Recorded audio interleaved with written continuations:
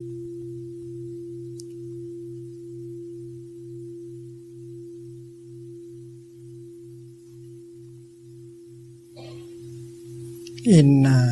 the Buddhist tradition, we speak of love in terms of true love, in terms of loving kindness, compassion, joy, and equanimity, or non-discrimination, or inclusiveness.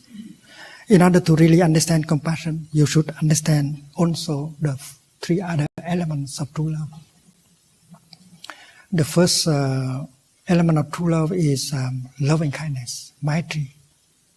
It has the power to offer happiness. If love cannot offer happiness, it's not true love. Your true love offers you happiness and offer her happiness. It's not the willingness to offer happiness. Because if you don't understand the other person, the more you try to make him happy, the more you make him suffer. So understanding him, understanding her suffering and need before you can practice loving kindness, maitri.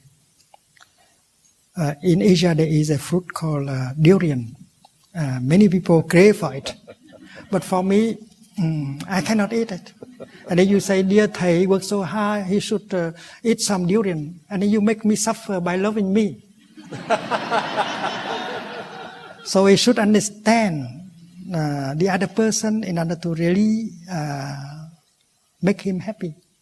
And that is why understanding is the other word for love, for compassion. And that is why we should ask our partner, darling, do you think I understand you enough? If I don't understand you enough, please help me. My wife is right there.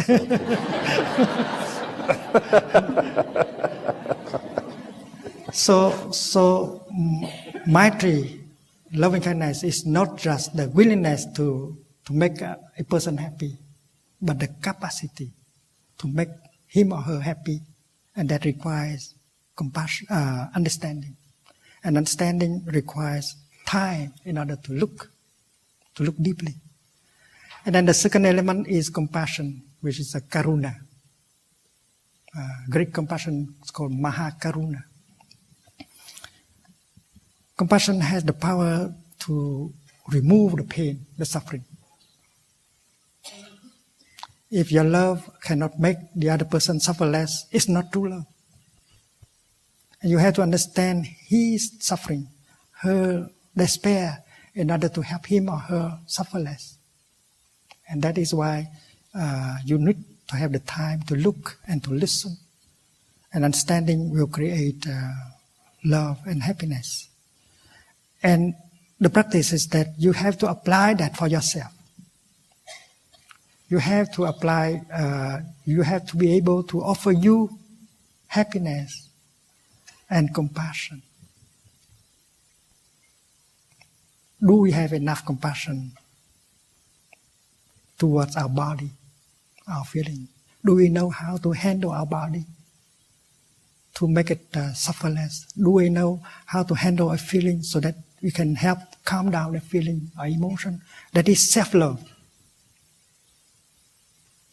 The capacity to love another person relies entirely on your capacity to love yourself and take care of yourself. That is true with compassion. And the third is joy, mudita. If by loving you make the other person cry every day, that is not true love. So you create joy for yourself and for the other person.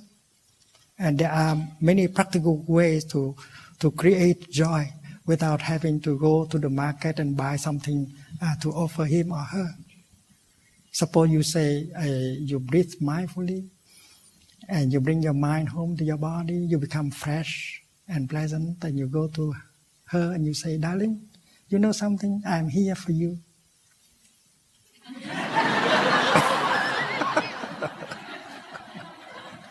How can you love if you are not there? To love means to be there. To be there for the person you love.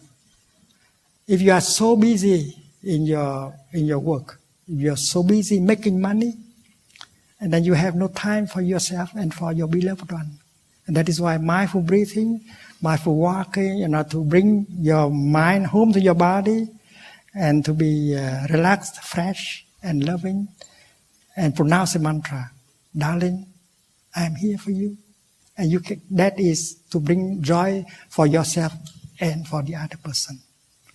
And when you are truly there and offer your presence to him or to her, you have a chance to acknowledge the presence of the other person as something very precious to you. And that is why you can pronounce the second mantra. Darling, I know you are there and I'm so happy. That is, to be loved means to be recognized as existing. And if you drive your car and you think of everything else except the person sitting next to you, she cannot be happy at all. So while driving, you use your mindfulness, embrace her, and you say, darling, you know something? I know you are there next to me. I am so happy. So there are very simple practice like that, practice of mindfulness that can bring joy. And if he is in the office, you can practice the mantra of your telephone or send him an email with the content, darling, I know you are there and I'm very happy. And that is why creating joy is true love. And the fourth element is inclusiveness. We cannot understand compassion deeply without understanding the fourth aspect of true love. In true love, there is no discrimination anymore between the lover and the beloved one. You cannot say, that is, darling, that is your problem.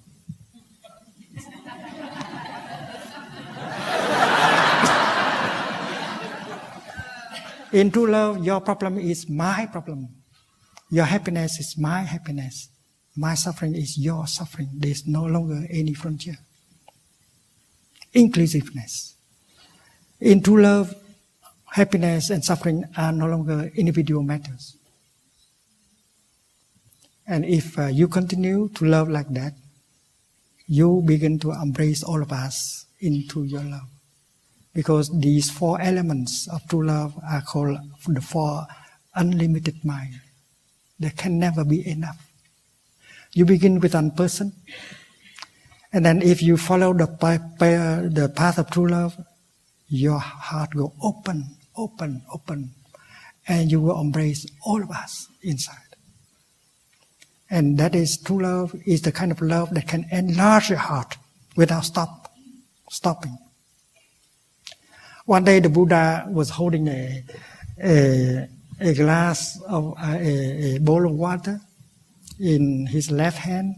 He's holding a handful of salt in the right hand, and he poured the salt into the water and he stirred. And he asked the monks, my dear friends, do you think that you can drink that water? It's so salty. But if you throw that amount of water into a big river, it will not make the river salty at all. And thousands of people continue to drink the water in the river. So with someone who has a great heart, a big heart, a lot of compassion, they don't suffer anymore. The things that make other people suffer do not make them suffer. It's like one handful of salt can make salty the bowl of water, but cannot make the whole big river suffer at all. So the 4 Brahma Vihara, the 4 elements of true love are unlimited. Because by loving in that kind of way, one day you will embrace all of us in your heart. You love not only humans, but animals, plants, and minerals. Because minerals, they are alive also. Minerals can suffer. And that is the love recommended by the Buddha. The love without frontier, without discrimination.